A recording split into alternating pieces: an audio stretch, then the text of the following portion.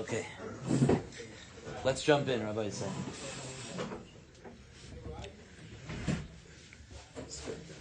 Parshas Naso.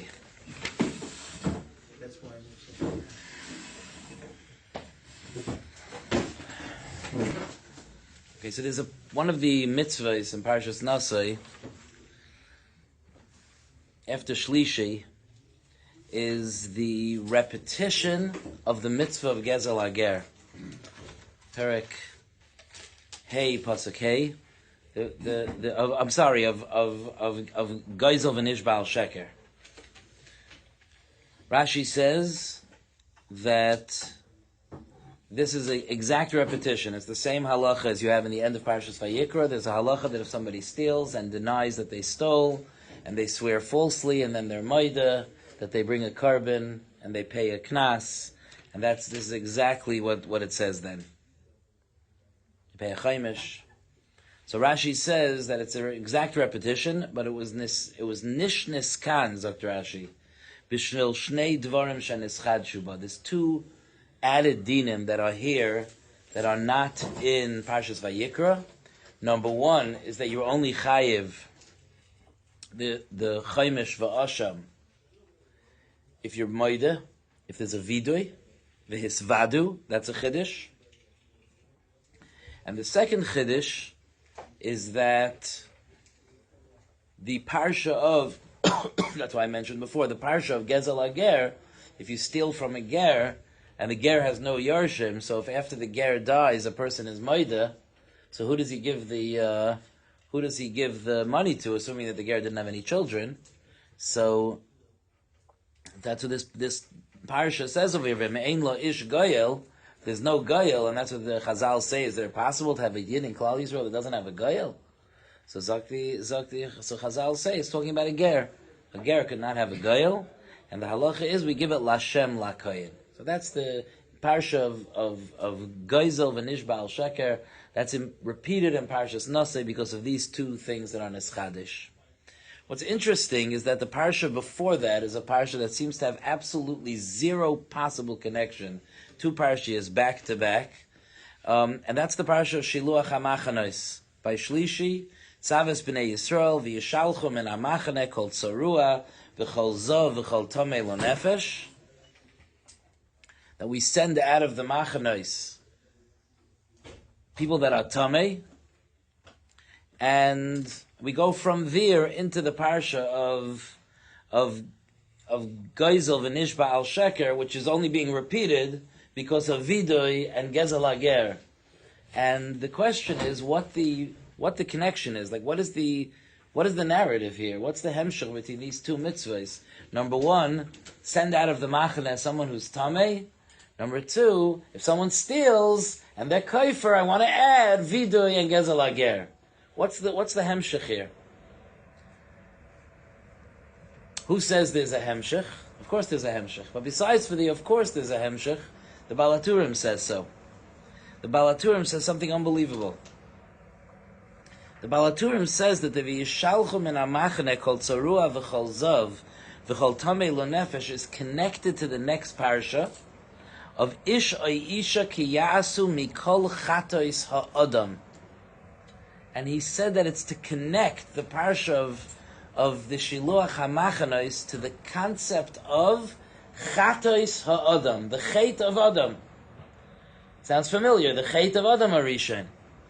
And says the Baal HaTurim that the chet of Adam Arishan is the original shirish of the three kinds of tumah that are mentioned in the Shiluach HaMachanos.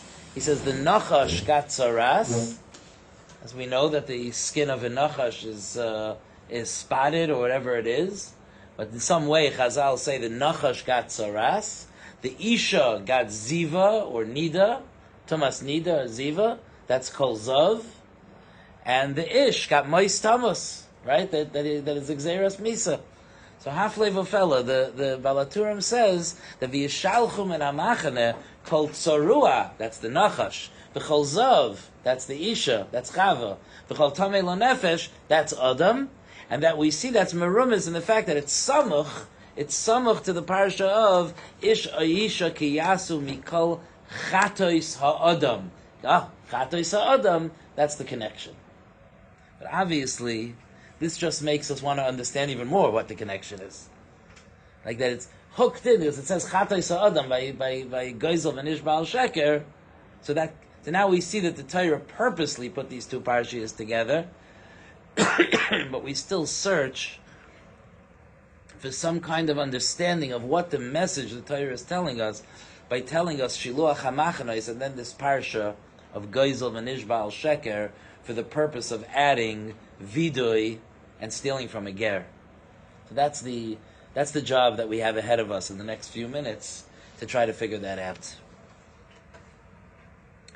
So we've discussed in the past the Gemara was just our sugya on Shavuos, that with the Gemara on Shabbos on Daf Peiches, that says that when Klal Yisrael stood by Har Sinai, it was Paska Zuhamasa, that the Zuhama, the poison, the Yerida, the Tumah that came to them, that came to man because of the Chet of Adam HaRishon, was Nifsak, and Adam HaRishon, Klal Yisrael standing by Har Sinai, were Chayzer to the Madrega of Adam HaRishon Kaidem HaChet.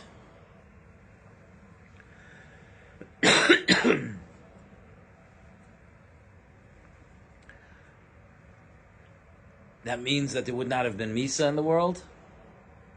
That means that there would not have been Tumah in the world, right? If Tumah was a result of Adam Rishon Kaidem HaChet, there would not have been a parsha of Tumah. That would have been a return to a matzav of Kulai Kadosh, Kulai Tahar, Kulai Shalem. And Klal Yisrael worshipped the Egel, and they fell back down from the Madrega of Adam Kaidem HaChet. Achain ka'adam temusun u'ka'achar hasarim tipailu. You fell, and now you're back to having Gzeiras Misa. And we learned here in this shir over the last few years to understand that that's not an absolute return back to Adam of before the Chet. We've learned to understand that although we did the Chet of the Egel, and although we returned to the Madrega of Adam HaRishon after the Chet, but the Roshim, the imprint, the effect of having stood by Har Sinai and having stepped up to our ultimate goal, which is to return to the Madrega of Adam Kaidem HaChet, is imprinted in us and has given us different milos, that a certain preciousness that we have. For example, that the tzibur is like Adam HaRishon after the Chet. Right? It says that it had tzibur loimes. Right? It's not possible for the tzibur to die. There are even dinim, Shragafayvel, of that if roiv the tzibur is tameh, you can continue to be makar of karbanos. The mitzad the tzibur is even a tahara. Right? There's a certain tahara. So you see this reflected in the luchos themselves, right? Because the life of Adam HaRishon Kaidem HaChet that we would have had we not done the Egel would have been mat'im to the first luchos, right? The first luchos that the HaKadosh Baruch Hu provided the avanim for, right? That was the big difference between the luchos rishonos and the luchos shniyos. That HaKadosh Baruch Hu provided the avanim. You understand what that means? That Hashem provided the avanim. That's a guf. That's kadosh. That's Adam Kaidem HaChet. So not just the oisiyos are kadosh, the neshama, but the guf is kadosh. That's the matzah of Adam Kaidem HaChet. That's what we would have been shaykh for. Once we did the chet, now we got the luchos shniyos, where the stones came from this world, physical stones, Yetzirah stones, and HaKadosh Baruch Hu was mekadosh them. HaKadosh Baruch Hu engraved on them the heilige words of the luchos. But Chazal tell us that luchos v'shivrei luchos munachim ba'arayin. We don't just have we didn't get rid of the shivrei luchos. The shivrei luchos are there. And that tells us that there's a roshim, there's an impact, an imprint, a message, a continuity from the shivrei luchos that remains in Adam, and it's a very, very, very important yesod to know that we keep with us that madrega, and many of the halachos that we have, many of the dinim that Klal Yisrael is noyeg are dinim that that represent this maila that we have, that while we are balei misa, but we have a connection to a higher madrega, and one of those is the whole seder of Tumah and Tahara that we have. In other words, the fact that we have Misa and Tumas Meis, the fact that we have Nida and Ziva, the fact that we have Tzaras, as we spoke about when we learned about Tzaras, those are all simanim of Tumah and of Chet. But the fact that we have a sensitivity to it, which Goyim don't have. Goyim don't have Tzaras, they don't have Nida. The fact that we have a sensitivity to it, the fact that there's a process of being metaher ourselves from it, that shows that we're on a journey here, that we have a mission of being metaher ourselves from that madrega. So when the Torah tells us v'yishalchu min hamachane kol tzarua v'chol zav v'chol tamei lo nefesh, which the Torah tells us is based on the fact that the Mishkan is in the center, right? There's the Mishkan, and then reverberating out of the Mishkan is Machane. There's Machane Shechina, the Machane of the Mishkan itself. There's Machane Levia, Machane Yisrael, and we know that the Mitzayra is Shaluach out of all the Machanes, and the Zav is Shaluach just out of Machane Levia. And but Misa is allowed in Machane Levia, but it's just not allowed in Machane Shechina. But you see that the center, the eye of the storm, is that place of Kedusha called the Mishkan, which was the building we built as a kapara for the Chet HaEgel. So that's the eye of the storm. That's the source of the Kedusha. That's where the Kedusha emanates from. And from there, reverberates out, we react to Tumah, and we send out Tumah, because we have this Mishkan, that's our hope of being able to restore within us the Kedusha of that Roshim that's within us. And just to tell you a remez, I know you have to go, but I want you to hear this last remez. Just to tell you, it's just an unbelievable thing. When HaKadosh Baruch Hu told us to build the Mishkan, so it says, V'asu li mikdash v'shachanti b'soicham. Right? B'saycham, in them. So according to what we're saying now, it's very clear. Build a Mishkan, because the goal is that the Hashras Hashchina is in Klal Yisrael. We lost that when we did the Egel, but al Yidei, this journey of Binyan HaMishkan, we will be Zaychat of Shachanti B'saycham, because the Roshim is there. Okay? Listen to this. In this parsha of Shiluach HaMachanos, it's unbelievable. In the Parsha Shiluach HaMachanes, Perek Hey, Pasuk Gimel, look at the Pasuk. Mizachar ad nekeva tishalechu, el michutz lamachane tishaluchum, v'lo yitamu es machanehem, asher ani shaychein b'saycham. Not b'saycha or b'saycha. Machane is one of those words that could be zachar or nekeva. But b'saycham? No. By doing the hanhagos of Tumah, you'll be zaycha. That's the path towards v'lo yitamu es machanehem, because my goal, the roshim is b'saycham, inside of them. That's the goal over here. Asher ani shaychein b'saycham. Okay, so what does this got to do with vidui and gerus?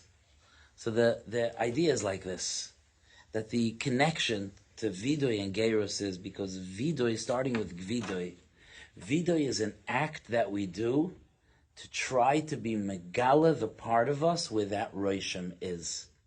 Because how does vidui work? I say I did a chet, so what? How does it work? The way tshuva works like this. Tshuva works, we have a recording, so tshuva works like this. That very important to know this. If there was no conflict when you did the Aveira, you can't do tshuva.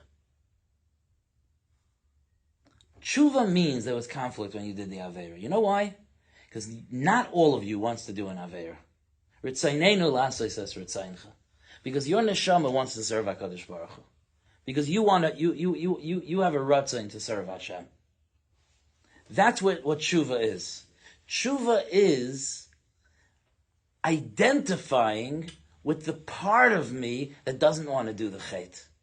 And from there I say to the Rabbeinu Shleilim, I don't know what happened here. I did not want this.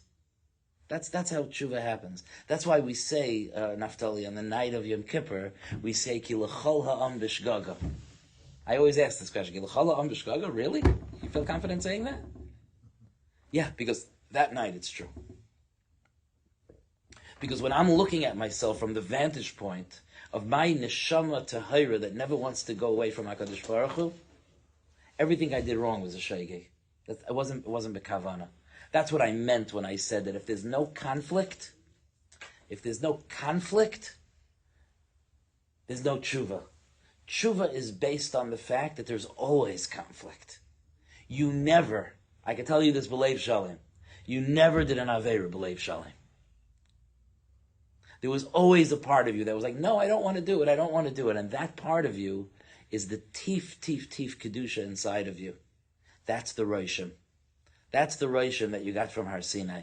That's that amoik deep kedusha that's inside of a yid that's waiting to come out. So as a hemshech of the parsha of Shiluach HaMachanos, that the whole inyan of Shiluach HaMachanos is that there's a roshim of kedusha in Klal Yisrael. And that roshim of kedusha means that we're doyeg, a seder of purity, of purifying, because we're on a journey to getting to that place of being megala, that kedusha. And the source of that kedusha is our mishkan. That's why it's the source of the Shiluach HaMachanos, because that's the source of the kedusha. Now I want to teach you about vidui, the hisvadu. And some Rishonim say this is the source of vidui, by the way. The din of vidui by tshuva is learned from here, because the idea of vidui is, like Reb Hutner writes, he says vidui is like this: Adam karev eitzel atzmai. You shouldn't be able to say vidui. You're karev eitzel atzmai. You're a karev to yourself. You know what vidui means? Vidui means you separated yourself from the guy that did that aveira.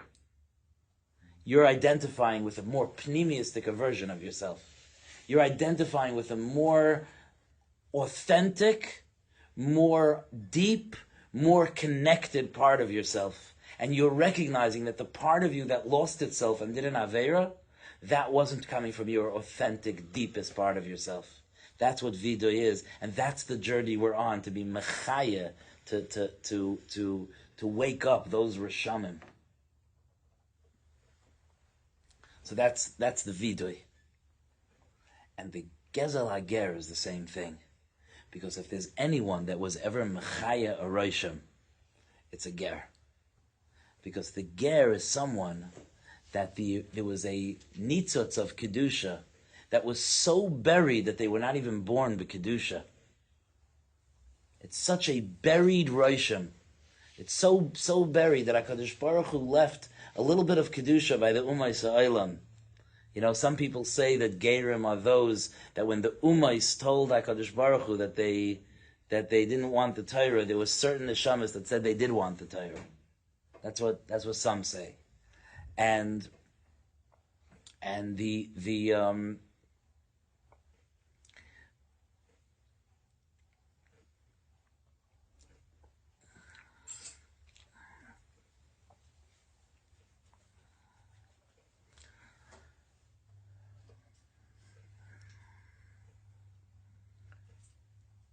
ability of the ger to find that kedusha hiding inside of him, and to coax it out of him, and to lean into it, and to discard everything that's external, that's outside of that. That's an act of being mechaya aroshim. That's an act of bringing, of fanning the flames from a small spark of kedusha, of fanning the flames, of bringing out a tremendous roshim. So that's, I think, is the hemshech here. That you have the Shiluach HaMachanos, which is meyed.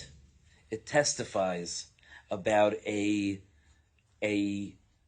process of being megala, the roshim of kedusha that's within a person. And then you have the vidui, which is a practical thing that we do to be megala, a nekuda pnimis that's within ourselves. And then you have the gezel hager, which the gezel hager is even a deeper level of finding a deeper hidden kedusha and being mitzi it out. And that's why the Torah connects these two parshas, because these parshas are made on the on the process of being moitzi min hakayach el hapayel, hidden kedusha. And it's a chizuk for us, especially the Shabbos after Shavuos. It's a chizuk for us, the power that we have, the kayach that we have, and to know that inside of ourselves are endless wellsprings of kedusha and of kaychas, and HaKadosh Baruch Hu should give us the ability to continue to take care of them, to fan the flames, and to bring them out. Okay, I think we'll stop here. Okay, Ashikayach.